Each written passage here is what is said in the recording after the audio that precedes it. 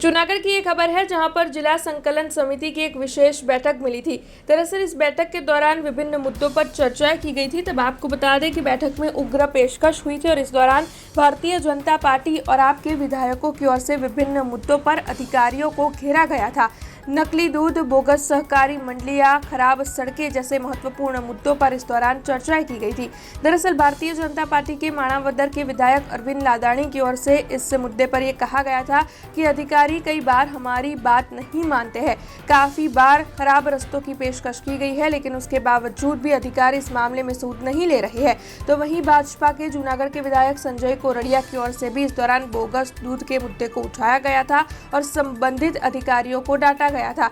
इसके अलावा विसावदर के विधायक गोपाल इटालिया की ओर से नकली सहकारी मंडलियों के मुद्दे को उठाया गया था और आने वाली संकलन की बैठक में इस मुद्दे पर रिपोर्ट पेश करने की बात भी उनकी ओर से बताई गई थी। इस तरीके से जूनागढ़ में इस बैठक के दौरान भारतीय जनता पार्टी और आपके विधायक जैसे कि एकजुट हो गए थे और उनकी ओर से संबंधित अधिकारियों को सवालों के घेरे में लिया गया था। हालांकि आपको बता दें कि जूनागढ़ जिले में दूध की जांच करने के लिए सरकारी लैब नहीं है, जिसके मद्देनजर भी कई सवाल उठ खड़े हुए थे। 27 मार्च 2026 जूनागढ़ जिला कलेक्टरश्रीની અધ્યક્ષતામાં જિલ્લા સંકલન અને ફરિયાદ સમિતિની બેઠક હતી।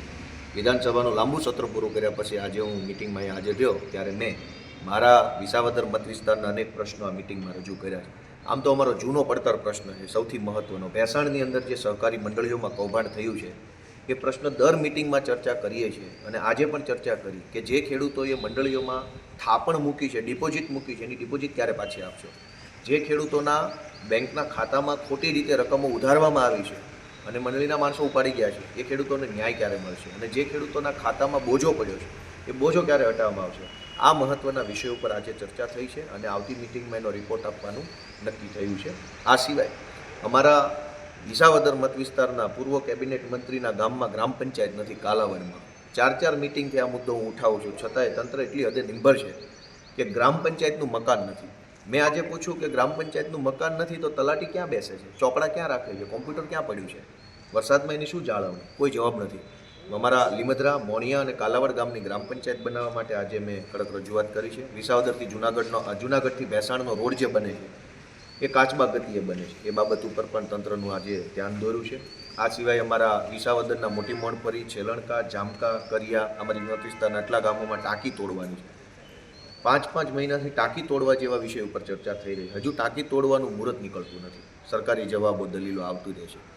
આજે એક મહત્ત્વની બાબત એ પણ સામે આવી કે જૂનાગઢ જિલ્લાના રત્ન કલાકારોને સહાય આપવા માટેની સરકારે જે મોટા ઉપાડે જાહેરાત કરી હતી એમાં સરકારે આજે અધિકારીઓ મને આંકડા આપ્યા કે જૂનાગઢ જિલ્લામાં 2900 ને રાઉન્ડ ફિગરનો આંકડો 82 લગભગ ફોર્મ ભરાયા, એમાંથી માત્ર 266 ફોર્મ જ મંજૂર થયા, બાકીના બધા નામંજૂર થયા।